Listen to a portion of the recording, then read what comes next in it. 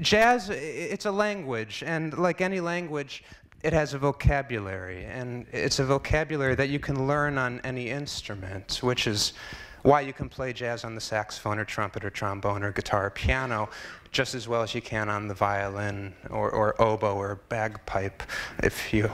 were so inclined. So there's that. Now, this idea of improvisation, jazz improvisation,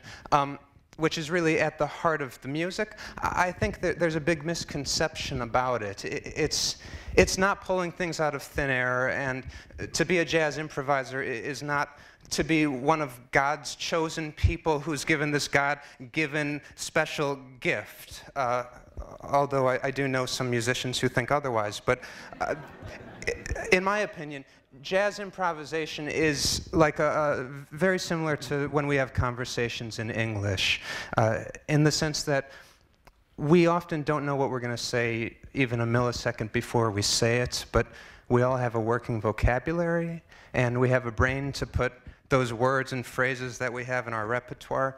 into a sequence that says what we mean as best as we can, and then we articulate with our mouth. And I know that's really simple.